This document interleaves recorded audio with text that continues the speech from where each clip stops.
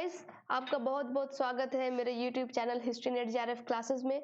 आज का जो वीडियो लेक्चर है वो है पेपर 1 के फर्स्ट यूनिट टीचिंग एप्टीट्यूड के फोर्थ सब यूनिट का। इस फोर्थ सब यूनिट को मैंने दो भाग में बांटा है, पार्ट 1 और पार्ट 2। तो ये पार्ट 1 है, पार्ट 2 आपको कमिंग वीडियोस में मिल जाएंगे। तो आज के पार्ट 1 में हम डिस्कस करेंगे teacher centred versus learner centred methods. Okay, तो आइए शुरू करते हैं। हाँ, तो मेथड्स ऑफ टीचिंग को एक्सक्यूट करने से पहले, अप्लाई करने से पहले टीचर को सबसे पहले इंस्ट्रक्शनल ऑब्जेक्टिव्स का ध्यान रखना पड़ता है। इंस्ट्रक्शनल ऑब्जेक्टिव्स जो है टीचर 3 लेवल पे सेट करते हैं, ठीक है। तो 3 लेवल क्या क्या हो सकता है? एक तो आपका हो सकता है कि cognitive objective, second effective objective और थर्ड हो सकता है साइकोमोटर ऑब्जेक्टिव। तो इस ऑब्जेक्टिव्स को ध्यान में रखते हुए साथ साथ लर्नर के कैरेक्टरिस्टिक्स को ध्यान में रखते हुए मेथड्स ऑफ टीचिंग को हम मतलब टीचिंग लर्निंग प्रोसेस में अप्लाई किया जाता है। तो ये सारी चीज़ें आपको मेरे पिछले वीडियोस में मिल जाएंगी, तो आप प्लीज़ उसको जाके देखिए, उसको समझिए और उसको फिर यहाँ पर फिट करके आगे बढ़ने की कोशिश कीजिए। और अगर कुछ समझ नहीं आ रहा है तो आप कमेंट बॉक्स में कमेंट कीजिए, we will reach to you. तो methods of teaching basically 3 division है, टीचर सेंटर्ड, लर्नर सेंटर्ड और मिक्स्ड स्ट्रेटेजी। ये आपका सिलेबस में नहीं है, लेकिन मैं इसको ब्रीफ में बताऊंगी ताकि जब एमसीक्यूज आए तो आपको कंफ्यूजन नहीं होना चाहिए। और ये दोनों को ऑब्वियसली मैं बहुत ही डिटेल में बताऊंगी, सारे के सारे इनके अंदर कौन कौन से मेथड्स अप्लाई होते हैं।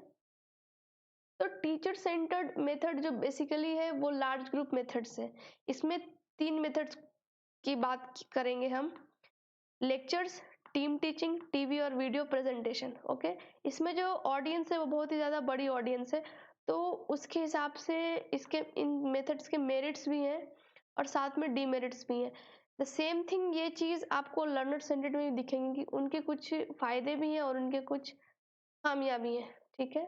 तो लर्नर सेंटर्ड मेथड है जो है ये बहुत ही ज़्यादा इंडिविजुअलाइज्ड मेथड होता है कि इंडिविजुअल जो लर्नर है वो एक प्राइमरी फोकस बनता है, उसके हिसाब से चीज़ें डिज़ाइन होती है, उसके रेट ऑफ लर्निंग के हिसाब से पूरे का पूरा सिलेबस डिज़ाइन होता है। तो लर्नर सेंटर्ड में ये है। टीचर सेंटर्ड में होता है कि टीचर जो है वो कंट्रोलर होता है, वो डिज़ाइन करता है अपने हिसाब से चीज़ों को, लेकिन वो लर्नर्स को भी ध्यान में रखते हुए करता है।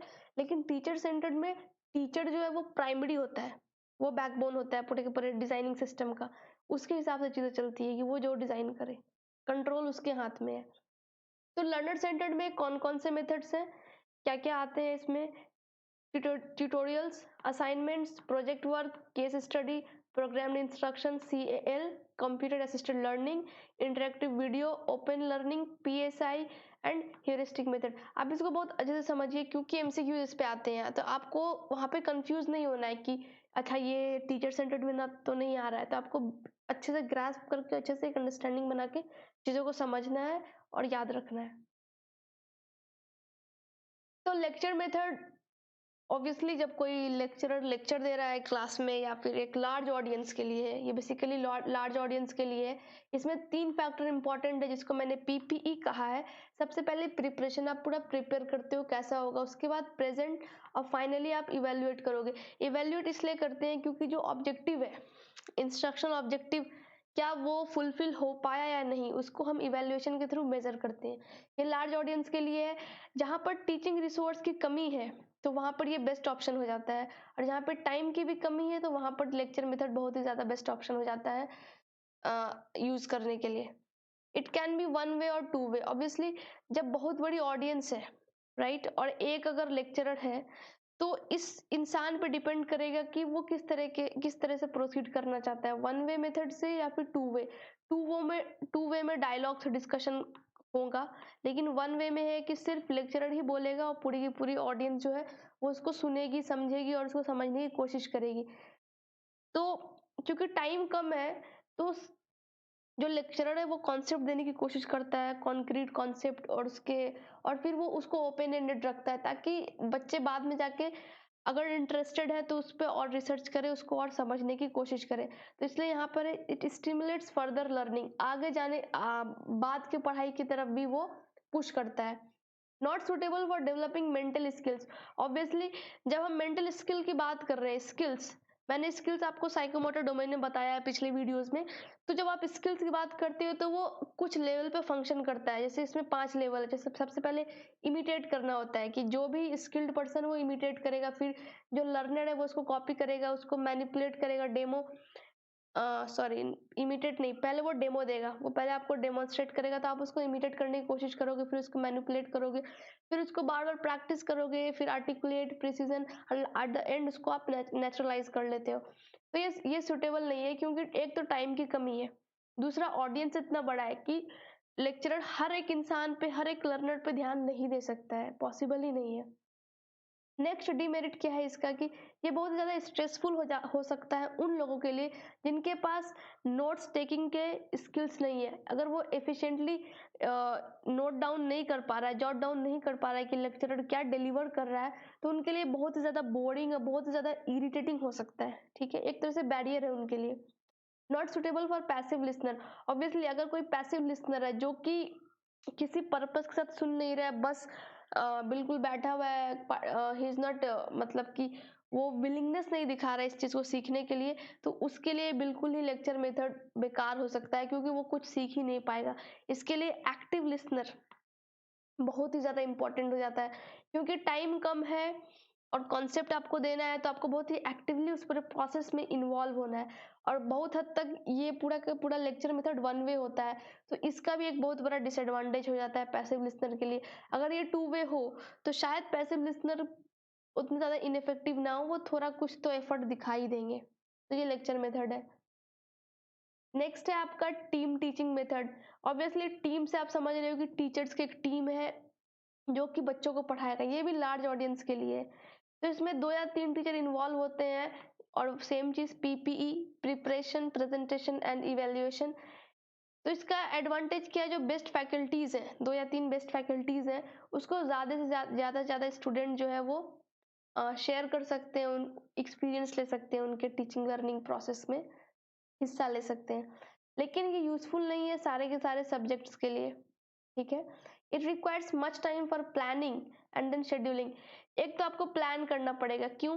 क्योंकि सबसे पहले आपको अगर ऑडियंस बहुत बड़ी है तो उसको कंसिडर करना है, फिर कौन से लेवल्स ऑफ टीचिंग को आपको अप्लाई करना है, फिर क्या ऑब्जेक्टिव है जिसको आपको अचीव करना है, तो उसके लिए प्लानिंग चाहिए।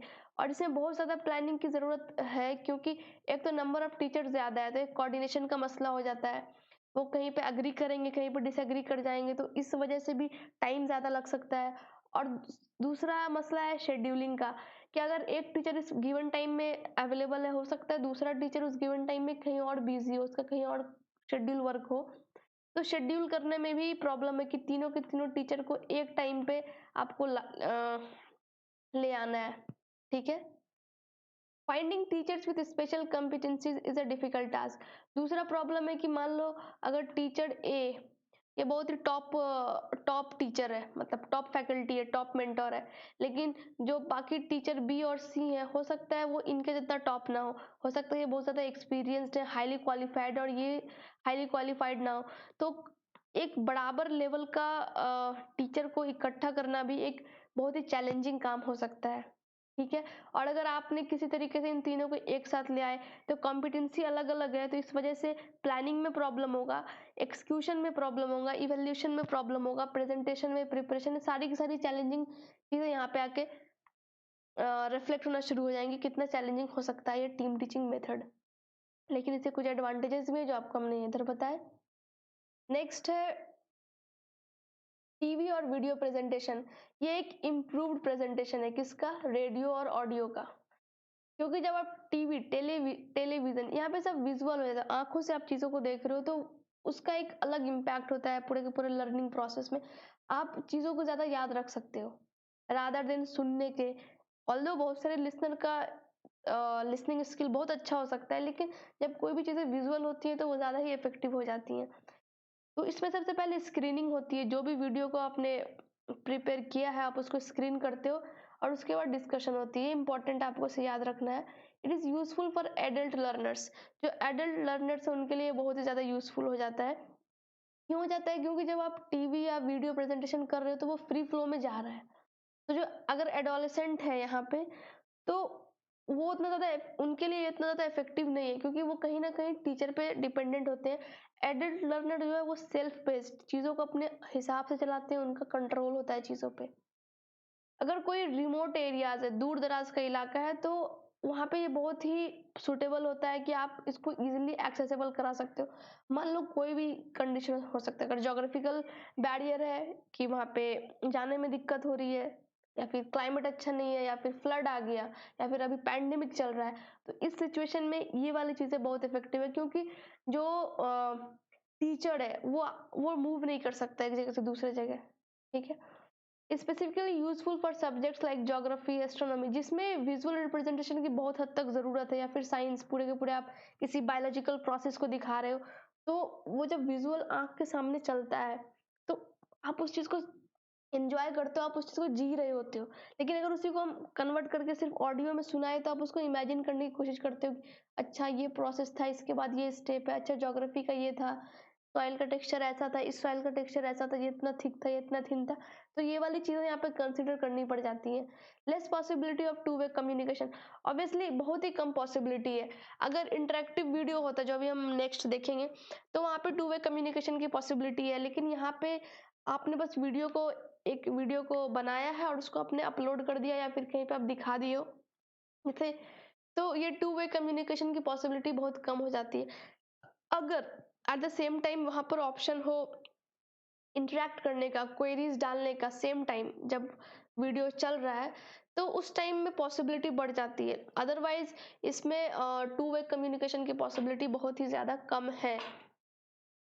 ठीक है, नेक्स्ट आपका है ट्यूटोरियल्स। अब ये जो हमने स्टार्ट किया है ये लर्नर सेंटर्ड है यहाँ से। ठीक है, tutorials for small groups, obviously learner centred में हमने देखा था वो इंडिविजुअलाइज्ड स्ट्रेटेजिक इंडिविजुअलाइज्ड मेथड्स है।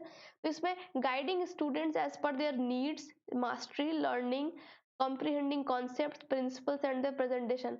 इसमें जो लर्नर है उसके हिसाब से चीज़ें चलती हैं। ठीक है, तो हम मतलब जो ट्यूटोरियल मेथड जब अप्लाई हो रहा है, तो उसमें जो टीचर है वो स्टूडेंट्स को गाइड करता है उसके ज़रूरत के हिसाब से। अलग अलग लर्नर है, अलग अलग लर्निंग स्टाइल है, अलग अलग उनमें वेरिएशन है, तो उन सारे वेरिएशन को कंसिडर करते हुए उनके हिसाब से चीज़ें होती है, उनके हिसाब से कॉन्सेप्ट्स बिल्ड कराए जाते हैं, उनके हिसाब से प्रिंसिपल्स दिए जाते हैं। कोई स्लो लर्नर हो सकता है, कोई फास्ट लर्नर भी हो सकता है। इसमें बहुत ज़्यादा फोकस्ड अटेंशन है। ऑब्वियसली ट्यूटोरियल मतलब जो आप ट्यूशंस करते हो, स्कूल्स के बाद जो आप ट्यूशन लेने जाते हो किसी भी टीचर से, तो वहाँ पे टीचर जो है वो एक स्मॉल ग्रुप में आपको पढ़ा रहा है, और उसका अटेंशन बहुत ही फोकस्ड होता है। वो आपके हिसाब से चीज़ों को फ्रेम करता है, आपकी डिमांड क्या है, आपकी नीड क्या है, इतना अटेंशन है तो आप स्किल्स डेवलपमेंट में बहुत ज़्यादा मदद मिलती है। न्यूमेरिकल प्रॉब्लम्स हो सकता है, बहुत सारे बच्चों को मैथ्स समझ नहीं आता, क्योंकि वहाँ पे नंबर ऑफ स्टूडेंट ज़्यादा है और वो शायद पूछ नहीं पा रहे, वो कम्प्रीहेंड नहीं कर पा रहे। लेकिन अगर वो सेम चीज़ ट्यूटोरियल के मेथड से जा रहे हैं, यहाँ पे एक फोकस्ड अटेंशन मिल रहा है, तो वहाँ पे वो डेवलप करेंगे, वो उस चीज़ को सीखेंगे, वो स्किल को वो सीखेंगे। Better comprehending power. ठीक है, हेल्पफुल इन रेमेडियल एक्सरसाइजेज। अगर रेमेडियल मतलब होता है सुधारना, किसी भी चीज़ को सुधारना। अगर कोई बच्चा कोई गलती कर रहा है किसी पर्टिकुलर सब्जेक्ट पे, किसी पर्टिकुलर टॉपिक पर, तो उस गलती को पिकअप करके उसको सुधार देना, ताकि तो ये हुआ ना फोकस्ड। आप उस चीज़ को फोकस करो कि ये बच्चा कहाँ पे लैग कर रहा है, उससे क्या डिमांड है, आप उसको ध्यान दे रहे हो और उस पर काम कर रहे हो। लेकिन it can B time consuming. Obviously जब आप स्मॉल ग्रुप्स ले रहे हो ना, अगर एक ग्रुप में मान लो 5 बच्चे हैं और एक टीचर है जो कि इस मेथड में इंगेज है, ट्यूटोरियल मेथड में, तो इसको पांचों पे अटेंशन देना है, राइट। तो उसको टाइम को भी डिवाइड करना है, अपने एनर्जी को भी डिवाइड करना है। तो इस डिवीजन के चक्कर में टाइम का डिमांड जो है वो ज़्यादा बढ़ जाता है। ठीक है, आई होप आपको ये समझ आ रहा है। नेक्स्ट हम मूव ऑन करेंगे असाइनमेंट्स पे। असाइनमेंट्स लेकिन जैसे कि ग्रेड लेवल पे और मास्टर्स लेवल पे असाइनमेंट्स बहुत ज़्यादा दिए जाते हैं। इवन सीसी के आने के बाद तो मतलब स्कूल लेवल पे भी इसको इंट्रोड्यूस किया गया है। इसमें है कि for acquiring additional information, obviously अगर किसी पर्टिकुलर टॉपिक पे कोई असाइनमेंट दिया गया है, तो आप सिंपली एक टेक्स्ट बुक को पढ़कर उसको नहीं बना सकते हो, क्योंकि उसमें एनालिटिकल, क्रिटिकल सारे के सारे एस्पेक्ट को देखना होता है। तो आप रीडिंग जो है वो थोड़ा ज़्यादा करोगे, ऐसा कह सकते हैं एक्सटेंसिव रीडिंग करोगे, ताकि कोई भी चीज़ें आपका कोई भी डिमेंशन मिस ना हो जाए। कंप्लीट पिक्चर, एक ओवरऑल अंडरस्टैंडिंग उस पर्टिकुलर टॉपिक पे आपको प्रेजेंट करना है।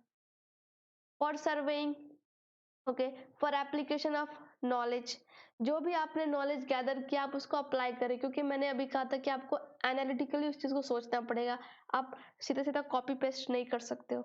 It help students work independently although they are guided by teachers. Obviously मतलब बच्चे जो है वो बहुत बहुत हद तक इंडिपेंडेंट रहते हैं, अपने हिसाब से पढ़ रहे हैं, चीज़ों को एक्वायर कर रहे हैं, समझ रहे हैं, उसको अप्लाई कर रहे हैं, लेकिन टीचर जो है उनको गाइड करते हैं, कौन सी बुक्स लेने हैं, कैसे किस स्टेप से मूव करना है, क्या फ्लो होना चाहिए, तो ये सारी चीज़ें जो है वो टीचर वहाँ पे गाइड करती है। लेकिन ज़्यादा से ज़्यादा इंडिपेंडेंसी बच्चों के हाथ में होती है कि वो चीज़ों को कैसे ले जाना चाहते हैं, वो कैसे लिखना चाहते हैं।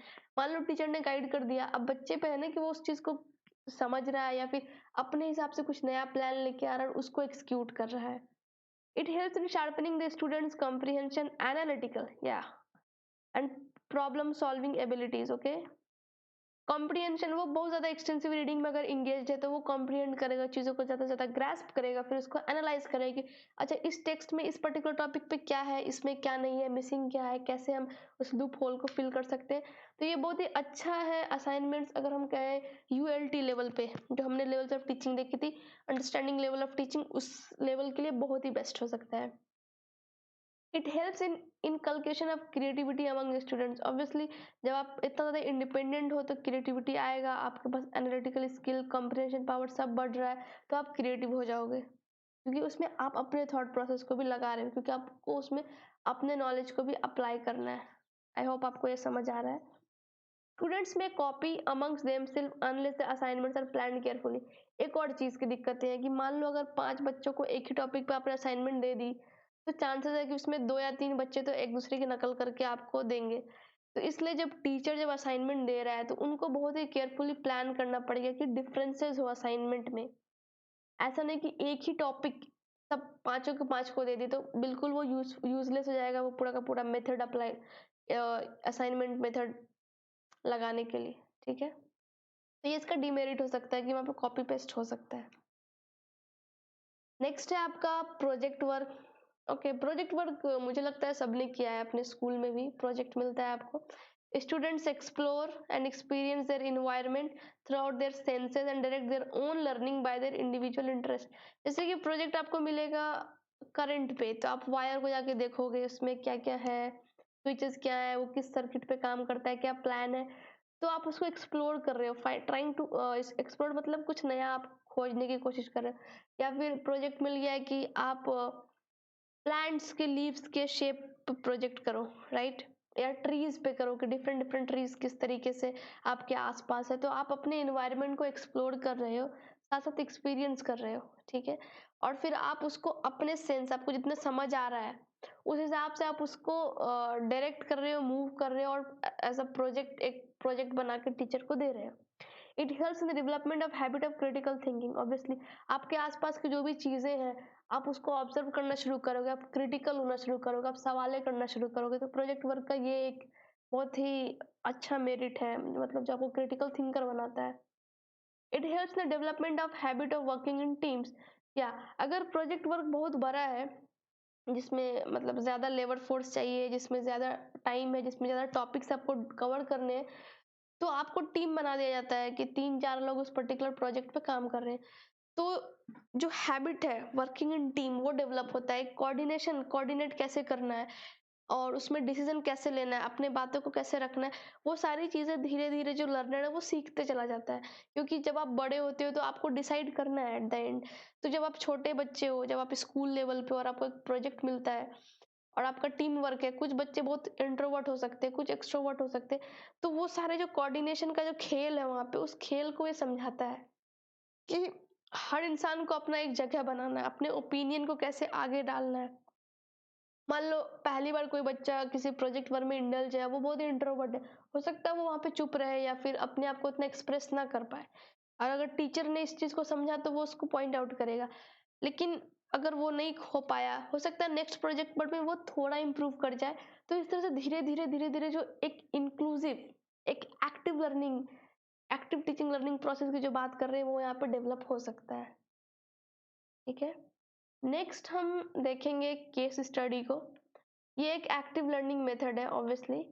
ये डिमांड करता है पार्टिसिपेशन, इन्वॉल्वमेंट, क्योंकि केस स्टडी जो है वो एक डिटेल स्टडी होता है। किसी भी चीज़ पर आप जाके उस पर डेप्थ पे स्टडी करते हुए अपने आप, जैसे कोई भी केस स्टडी होगा, जैसे आपके इन्वायरमेंट पे ही केस स्टडी आपको मिल गया कि आप इस पे एक केस स्टडी करके आओ, कि अभी का क्लाइमेट ऐसा क्यों है, या फिर एक केस स्टडी किसी पॉपुलेशन पे मिल गई कि वहाँ पे हंगर, पॉवर्टी, ये सारी आपके वेरिएबल्स दे दिए गए और आप उसको इस्तेमाल कर रहे हो, तो इसमें पार्टिसिपेट करना। Give hands on experience of the real world, obviously real world ये बहुत इंपॉर्टेंट है केस स्टडी के लिए, क्योंकि केस स्टडी हमेशा रियल वर्ल्ड से का ही होता है। आप कोई वर्चुअल वर्ल्ड या कुछ इस तरह की चीज़ों में नहीं केस स्टडी कर सकते हो।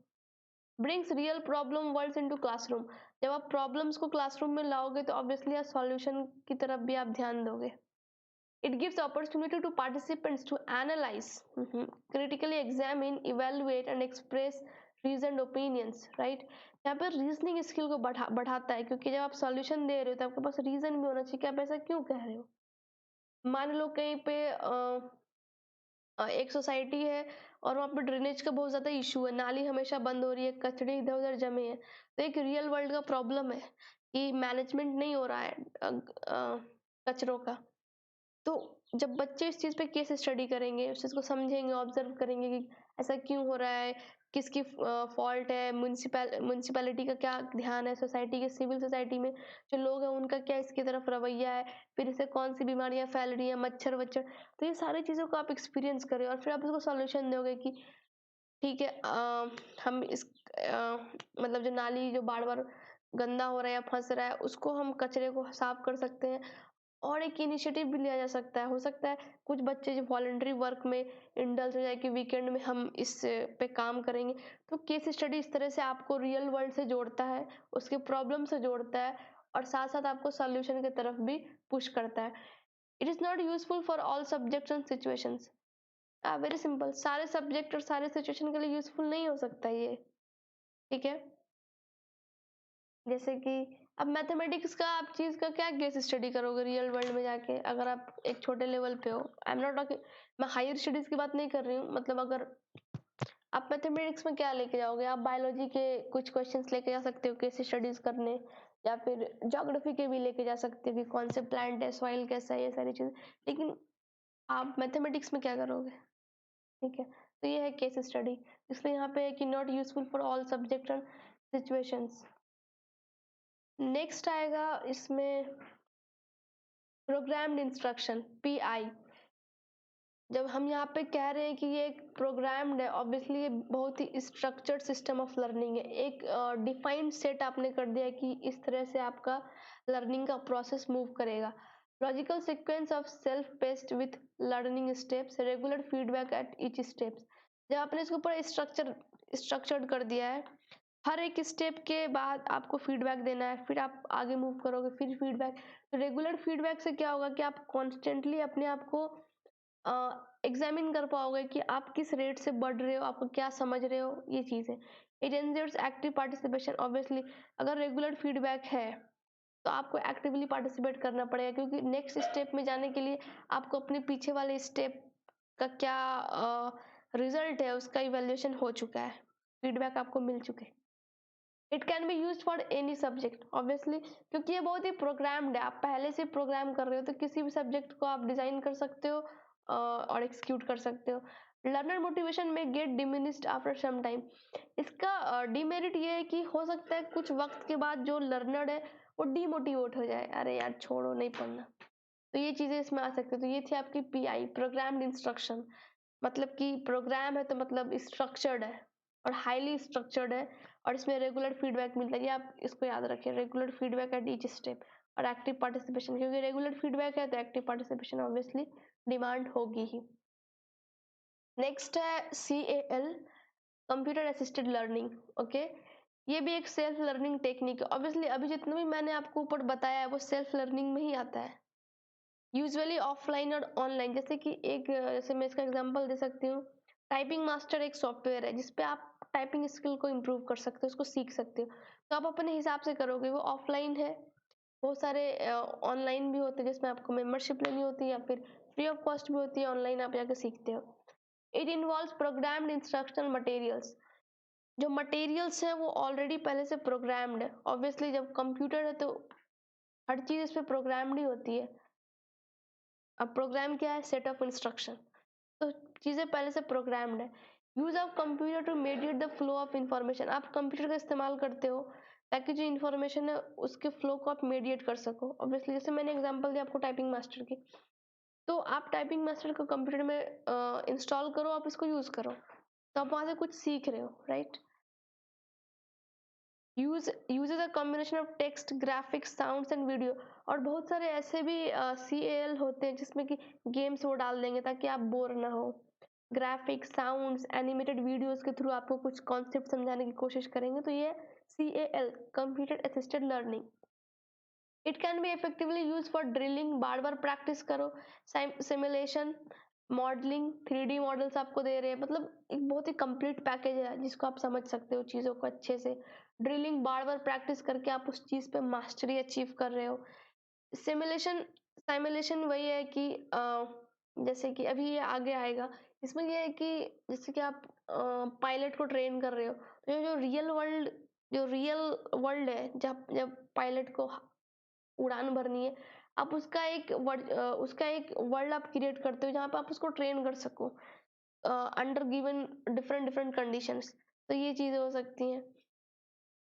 ये इम्पर्सनल और कॉस्टली भी हो सकता है। ऑब्वियसली जब CAL है तो इसके बहुत सारे डिमांड है, इंफ्रास्ट्रक्चर, टेक्निक्स, टेक्नोलॉजी, सब चीजें इन पे आएंगी। और ये किसी भी इंसान के पर्सनैलिटी के हिसाब से नहीं डिजाइन है, ये बस एक जनरलाइज वे में डिजाइंड है जहाँ पर जो लर्नर है वो अपने हिसाब से कंट्रोल कर सकता है। लेकिन ये पूरा का पूरा जो लर्निंग है, कंप्यूटर असिस्टेड लर्निंग, ये लर्नर डिफरेंट डिफरेंट लर्नर के हिसाब से ये एक्सिक्यूट नहीं हुआ। जैसे कि ट्यूटोरियल में हमने देखा था कि हर लर्नर का अलग अलग नीड और डिमांड है, उसके हिसाब से वहाँ पे मेथड्स को यूज किया जा रहा है। लेकिन यहाँ पर ये पॉसिबल नहीं है, क्योंकि आप जब एक बार किसी चीज को प्रोग्राम कर रहे हो तो वो एक ही इंसान के लिए एप्लीकेबल हो सकता है आप उसे कुछ ऑप्शंस दे दो तो वो 2-3 लर्नर को सूट कर जाए। लेकिन अगर पूरा का पूरा 100 लर्नर्स और सबका अलग अलग वेरिएशन है बहुत हाई लेवल पे, तो आप सबको उसमें कवर नहीं कर पाओगे। तो ये था आपका CAL। नेक्स्ट है इंटरेक्टिव वीडियो। ओके, हमने एक बात किया था अभी टीवी और वीडियो प्रेजेंटेशन का, लेकिन वो इंटरेक्टिव नहीं था क्योंकि वहाँ पे 1 वे कम्युनिकेशन तो पॉसिबल था, लेकिन 2 वे कम्युनिकेशन बहुत ही लेस पॉसिबिलिटी थी उसकी। Allows learner to randomly access any piece of information. Obviously interactive video है, मतलब एक अगर वीडियो का सेट है उसमें 10 वीडियो है तो आप कोई भी वीडियो उठा के देख सकते हो। Provides immediate feedback, regular feedback है। It can be employed to achieve cognitive, psychomotor and effective objectives. क्या जो हमने आपको पहले ही बताया था कि जब आप कोई भी मेथड्स ऑफ टीचिंग एक्सिक्यूट कर रहे हो तो आपके दिमाग में होता है कि कॉग्निटिव ऑब्जेक्टिव को अचीव करना है या साइकोमोटर या इफेक्टिव। इस इंटरेक्टिव वीडियो मेथड में तीनों के तीनों आप अचीव कर सकते हो, राइट। बहुत सारे मेथड्स में ये पॉसिबल नहीं है तीनों के तीनों। तो ये था आपका इंटरेक्टिव वीडियो, जहाँ पे आप इंटरेक्ट कर रहे हो। इंटरेक्ट मतलब फीडबैक आ रहा है, तो आप क्या हो रहे हो, एक तरह से एक्टिव लर्नर हो, राइट। नेक्स्ट है आपका ओपन लर्निंग। ओके, ये बहुत ही फ्लेक्सिबल मेथड है। जैसे IGNOU, Indira Gandhi national open university या फिर NIOS, तो ये सारे ओपन लर्निंग के अंदर आते हैं। Open access to learning resources of people, material, equipment and accommodation. जो भी लर्निंग रिसोर्स है, शायद पीपल, मटेरियल, इक्विपमेंट या एकोमोडेशन, उनको ओपन एक्सेस मिलता है। Regular class attendance are not necessary. इसमें अटेंडेंस क्योंकि ये ओपन ही है, डिस्टेंस मोड से चल रहा है, ठीक है। इसे फ्लेक्सिबिलिटी बहुत ज्यादा हाई है। नो और minimal restriction on admission. Admission के लिए आपको ज्यादा एंट्रेंसेस या कुछ इस तरह का चीज नहीं है, इजिली एडमिशन हो जाता है। ये बहुत ही ज्यादा इंक्लूसिव है, कोई भी चाहे तो जाके इसमें एडमिशन ले सकता है ओपन लर्निंग मेथड में। Not suitable for achieving psychomotor and effective learning objectives. ऐसा क्यों? अभी हमने पिछले वाले में देखा था इसमें तीनों अचीव हो रहे हैं इंटरेक्टिव वीडियो में, लेकिन इसमें नहीं हो पा रहा है। साइकोमोटर इसलिए नहीं हो पाएगा क्योंकि साइकोमोटर डोमेन ही है कि आप किसी स्किल को एक्वायर करते हो, तो वहाँ पे एक जो स्किल्ड पर्सन है वो आपको डेमो देगा फिर आप उसको इमिटेट करोगे, मैनिपुलेट करोगे और फिर उसको आप बार बार प्रैक्टिस करके प्रिसीजन लाओगे और फिर एट द एंड आप उसको नेचुरलाइज करते हो।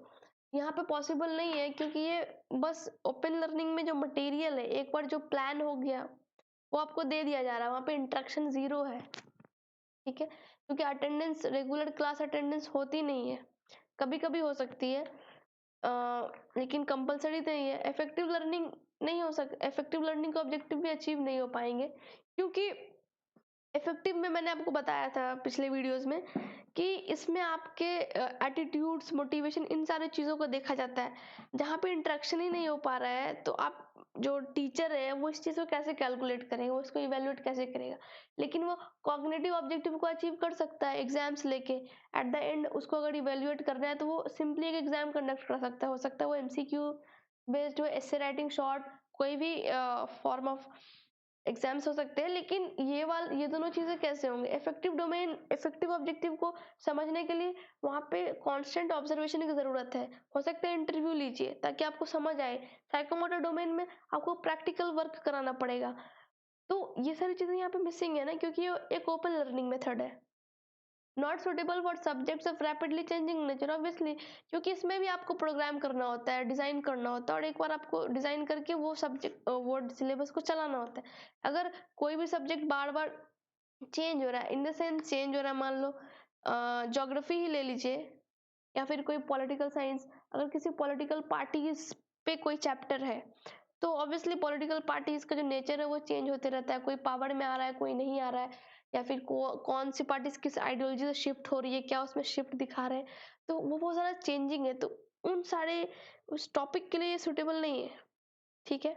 क्योंकि ओपन लर्निंग में कहीं ना कहीं टीचिंग मटेरियल फ्रीज हो जाता है फॉर अ गिवन और शॉर्ट टाइम पीरियड के लिए, और यहाँ पे वन वे कम्युनिकेशन, मतलब टीचर है नहीं आपको पढ़ाने के लिए, तो वो कंटेम्प्रेरी चीज़ें या जो चीज़ें शिफ्ट हो रही है, जो चेंजेस हो रही है, वो आपको वो दे नहीं पाएगा, आपको समझा नहीं पाएगा, क्योंकि अटेंडेंस का मसला नहीं है इस पूरे के पूरे मेथड्स में। Face to face interaction is missing, यही है, face to face interaction missing के वजह से ये मिस हो रहा है आपका और ये भी मिस हो रहा है, ठीक है। तो ये था आपका ओपन लर्निंग। नेक्स्ट है PSI, personalised system of instruction, ठीक है। इसको डेवलप किया था फ्रेड केलर ने, इसको केलर प्लान भी बोलते हैं। फैसिलिटेट सेल्फ पेस्ड, जब हम पर्सनलाइज्ड कह रहे हैं तो ऑब्वियसली ये सेल्फ पेस्ड ही होगा।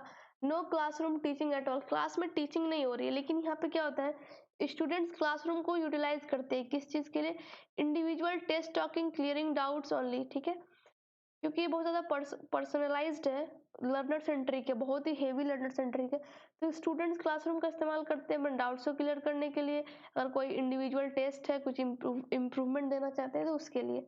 बेस्ड ऑन मास्टरी लर्निंग, आप किसी भी चीज़ के मास्टर बनते हो, ठीक है। इसके 5 बेसिक एलिमेंट है। पहला है mastery learning, self pacing, stress on written material, proctors. Proctors क्या होता है आप इसको समझिए, हो सकता है आपके एमसीक्यूज में आएंगे। Those students who are brighter compared to their learners and they are given necessary guidance and training for supervising and guiding the lower learners. जब लर्नर का ग्रुप है, मान लो 10 एक ग्रुप में 10 बच्चे हैं, उस 10 में सबका अलग अलग वेरिएशन है, सबका अलग अलग लर्निंग स्टाइल है, सब अलग अलग लेवल के लर्नर है, उसे बहुत ज़्यादा कोई ब्राइट हो सकता है, तो ठीक है। तो उस ब्राइट बच्चे को आप गाइड करते हो और ट्रेन करते हो कि जो उससे कम लेवल के जो लर्नर है वो उसको सुपरवाइज करे, वो उनको गाइड करे, वो उनको सपोर्ट करे, तो उसका प्रॉक्टर। और लास्ट में आता है लेक्चर, ठीक है। तो ये 5 बेसिक एलिमेंट है। जब आप मास्टरी ऑफ लर्निंग की बात कर रहे हो तो लेक्चर आएगा, क्योंकि जब तक आप लेक्चर दोगे नहीं, आप इवेल्युएट कैसे करोगे, और इवेल्युएट नहीं कर पाओगे तो फिर ये वाली चीज़ें ये कैसे आएंगी पर्सनलाइज्ड, ये आपके इवेल्युएशन होगा तभी तो आप डाउट्स और सब चीज़ें प्रोफेसर के पास लेके जाओगे या फिर टीचर के पास लेकर जाओगे कि हमें यहाँ पे इस कॉन्सेप्ट को समझने में दिक्कत, आप इसमें हमारी मदद कीजिए। तो ये था आपका पीएसआई, जिसको केलर प्लान भी कहते हैं। फ्रेड केलर ने इसको डेवलप किया था और ये फैसिलिटेट करता है सेल्फ बेस्ड लर्निंग। इसमें क्लासरूम टीचिंग नहीं हो रही है, लेकिन स्टूडेंट जो है वो उस क्लास का यूटिलाइज कर रहे हैं अपने डाउट्स को क्लियर करने के, या फिर अपना एक इंडिविजुअल टेस्ट दे रहे हैं। कि आप मेरे इस चीज को इवेलुएट करिए। ठीक है, तो इसके 5 बेसिक एलिमेंट है। Mastery, self pacing, stress on written material. Written material का इसमें क्या चक्कर है, क्योंकि जब आप टेस्ट टॉकिंग की बात करें तो यहाँ पे ये आएगा। प्रॉक्टर्स हो गया और फिर लेक्चर्स। नेक्स्ट और ये लास्ट है लर्नर सेंटर्ड का ह्यूरिस्टिक मेथड। इसको एडवोकेट किया था प्रोफेसर आर्मस्ट्रांग ने। इसमें है कि students have to find out answer to his और own problem by unaided efforts. अगर कोई भी प्रॉब्लम है उसका आंसर स्टूडेंट को खुद ढूंढना है बिना किसी मदद के। ठीक है, without any added efforts. Development of spirit of inquiry, ये बहुत इंपॉर्टेंट है कि आप जो है डिस्कवरर बन जाते हो नॉलेज के, आप एक्सप्लोर करना शुरू करते हो। How knowledge can be obtained. ठीक है, आप नॉलेज को कैसे ऑब्टेन कर सकते हो, क्योंकि यहाँ पे आपकी स्पिरिट ऑफ इंक्वायरी डेवलप हो रही है। Not much focus on factual learning. Factual learning का इसमें कोई रोल नहीं है।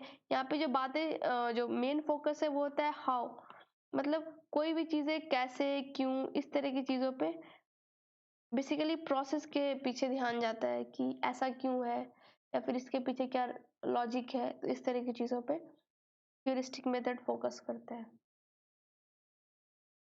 मिक्स्ड मेथड जिसको बस हम ब्रीफ में समझेंगे, इसमें आता है GD, seminar, panel discussion, brainstorming, project method और वर्क। देखिए ये आपने उधर भी लर्नर सेंटर्ड में भी देखा था, ट्यूटोरियल्स, केस स्टडी, और ये तीनों के तीनों जो है आपको लर्नर सेंटर्ड में भी थे, तो आप थोड़ा यहाँ पे ध्यान रखिएगा। फिर आपका हो गया रोल प्ले, साइमुलेशन, डेमोन्स्ट्रेशन। ठीक है, ये थोड़ा छोटा है फॉन्ट, बस मैंने ब्रीफ में इसको एक स्लाइड में फिट किया है। तो जीडी होता है कि communication and interaction with in a group around a topic. एक टॉपिक दे दिया गया, ठीक है, उस टॉपिक पे 10-15 लोग जो है उस पे वो वहाँ पे वो अपने ओपिनियंस रख रहे हैं, वो वहाँ पे कम्युनिकेट कर रहे हैं, इंटरेक्ट कर रहे हैं, अपने अपने व्यूज को डाल रहे हैं, तो वो हो गया जीडी। सेमिनार जीडी का ही टाइप है। इसमें किसी भी गिवन टॉपिक पे डिस्कशन होता है और फिर उसका एनालिसिस होता है। पीडी, पैनल डिस्कशन, इसमें 6 से 8 लोग होते हैं। ये बहुत ही ज़्यादा गाइडेड और इनफॉर्मल डिस्कशन है बिफोर एन ऑडियंस। ऑडियंस आपकी बैठी है, ठीक है, और जो पैनल में जो लोग आए हैं 6 से 8 लोग, वो किसी पर्टिकुलर टॉपिक पे अपना बिल्कुल प्लान वे में आके वो डिलीवर करते हैं। फिर उसमें होता है कि ऑडियंस उस पूरे के पूरे चीज़ में पार्टिसिपेट नहीं करती है। एट द एंड ऑडियंस को कुछ क्वेश्चंस पूछने के मौके दिए जाते हैं, तो वो होता है पीडी। ब्रेनस्टॉर्मिंग, ठीक है, इसमें क्या होता है कि जो ग्रुप मेंबर्स है produce a large number of ideas. इसे पूरा आइडियाज का खेल है। अगर कोई टॉपिक आपको दे दिया, आप उस पर कितने पॉसिबल आइडियाज सोच सकते हो। इसमें क्वांटिटी मैटर करता है, क्वालिटी नहीं, ताकि इसमें स्पॉन्टेनिटी बहुत ज्यादा है। जितना भी पॉसिबल आइडियाज आप वहां से आप एक्सट्रैक्ट कर सकते हो उस पर्टिकुलर टॉपिक पर, आप उसको लेने की कोशिश करते हो। मान लो कोई पर्टिकुलर टॉपिक है कंजर्वेशन ऑफ फॉरेस्ट, तो अगर 10 लर्नर है और वो 10 अलग अलग बैकग्राउंड से आया है, उसका अलग 10 के अलग अलग थिंकिंग स्टाइल है, तो वो 10 के 10 जितने भी पॉसिबल आइडियाज उनके दिमाग पे आ रहे हैं, क्योंकि यहाँ पे स्पॉन्टेनिटी है, कुछ प्लान वे में नहीं है, जो दिमाग में आ रहा है आपको वहाँ पे बोल देना है। तो जितने भी पॉसिबल आइडियाज हो सकते हैं उसको आप ज्यादा से ज्यादा लेने की कोशिश करते हो, और फिर उसको बाद में फिर आप उस आइडियाज को इम्प्लीमेंट करोगे, किसको कहाँ पे फिट करना है, कैसे कहाँ पे एक्सिक्यूट करना है, उसको आप बाद में डिजाइन कर सकते हो। रोल प्ले मतलब ड्रामा, कोई भी लिटरेरी या हिस्टोरिकल वर्क या फिर करंट इवेंट्स को आप ड्रामेटाइज करके स्टेज पे प्रेजेंट कर रहे हो। इससे क्या हेल्प मिलता है, it helps in development of social decision making, problem solving, negotiating and manipulative skills. ठीक है, सोशल वे कि आप सोसाइटी के हिसाब से क्या सोसाइटी में चल रहा है करंट, या फिर डिसीजन मेकिंग, आप डिसाइड करते हो कि सोसाइटी के इस पर्टिकुलर इवेंट को इम्पोर्टेंस दें, इस पे काम करें या फिर इस पे नहीं करें। प्रॉब्लम सॉल्विंग, अगर कोई प्रॉब्लम आ रही है तो उसको कैसे सॉल्व करना, क्योंकि जब आप रोल प्ले कर रहे हो तो उसमें बहुत सारी डिमांड है। क्योंकि अगर आप पूरा थिएटर ड्रामा देखो तो स्टेज चाहिए, आपको कॉस्ट्यूम चाहिए, आपको लोगों को मैनिपुलेट करना पड़ेगा, अगर आपको प्रोडक्शन के लिए फंडिंग चाहिए, तो ये सारी चीजें जो है रोल प्ले आपको सिखाता है। नेक्स्ट है साइमुलेशन। इसमें है कि आप जो है जो एक्चुअल कंडीशन है उसी के जैसा एक कंडीशन को क्रिएट करते हो। ये बेसिकली यूज होता है ट्रेनिंग के लिए। अगर आप पायलट्स या एस्ट्रोनॉट्स को ट्रेन कर रहे हो तो आप ये वाला मेथड इस्तेमाल करते हो। डेमोन्स्ट्रेशन, इसमें आपको डेमो देना है, ठीक है। Combination of verbal explanation coupled with a live display of using apparatus for presenting important facts, ideas or process helps in the achievement of cognitive, affective and psychomotor objectives. Okay, important, आप इसको याद रखिए। तो demonstration में क्या हो रहा है कि आप मान लो जब छोटे बच्चे स्कूल में होते हैं तो उनको कंप्यूटर सिखाया जाता है कि आपको इसको कैसे हैंडल करना है, क्या शॉर्टकट्स है, माउस का क्या यूज है, तो आप उसको डेमो देते हो वहाँ पे। बच्चा जो लर्नर है वो देख रहा होता है कि टीचर कैसे उसको एक्सप्लेन भी कर रहा है और साथ साथ वो उसको प्रैक्टिकल करके भी दिखा रहा है कि कंप्यूटर को कैसे ऑन करना है, ठीक है। सीपीयू का क्या खेल है उसमें, कीबोर्ड को कैसे हैंडल करना है, तो वो सारी की सारी चीजें जो है वो डेमोन्स्ट्रेशन में आते हैं। तो इसमें ये तीनों ऑब्जेक्टिव कैसे अचीव हो रहे हैं, ठीक है। तो सबसे पहला है कि कॉग्निटिव, जो आपके कोर लर्निंग से रिलेटेड है। फिर इफेक्टिव, वो आपको एक्टिवली पार्टिसिपेट करवा रहा है, वो आपके एटीट्यूड में चेंज ला रहा है, लाइफ स्टाइल में मोटिवेट कर रहा है। साइकोमोटर, क्योंकि आप कुछ नया स्किल को एक्वायर कर रहे हो, ठीक है। तो ये जो हमने बताया ये मिक्स्ड स्ट्रेटेजी के अंदर आता है। तो आप जब एग्जाम दे रहे हो तो आप इसका ध्यान रखो कि मिक्स्ड स्ट्रेटेजी, टीचर सेंटर्ड और लर्नर सेंटर्ड में कौन कौन से मेथड्स हैं और हमें मेथड्स ऑफ टीचिंग की ज़रूरत क्यों पड़ती है, ताकि जो भी ऑब्जेक्टिव है आपका आप उसको अचीव कर सको। चाहे वो कॉग्निटिव हो, इफेक्टिव हो, साइकोमोटर हो, तीनों भी हो सकता है। कभी कभी एक ही ऑब्जेक्टिव हो सकता है, कभी कभी दो हो सकता है, ठीक है। मगर बिना ऑब्जेक्टिव के टीचिंग मेथड आप एक्सिक्यूट नहीं कर सकते। तो गाइज आज के वीडियो लेक्चर में इतना ही। आपको ये वीडियो कैसा लगा आप प्लीज़ कमेंट बॉक्स में जाके कमेंट करिए। और नेक्स्ट वीडियो जो आएगा उसमें मैं इसी 4th सब यूनिट का पार्ट 2 डिस्कस करूंगी और टॉपिक है ऑफलाइन वर्सेस ऑनलाइन मेथड्स। तो गाइज प्लीज़ मेरे वीडियो को लाइक कीजिए, मैक्सिमम टू मैक्सिमम शेयर कीजिए और सब्सक्राइब कीजिए और बेल आइकन भी दबाइए ताकि आपको नेक्स्ट वीडियो का अपडेट ऑन टाइम मिल जाए। Thank you.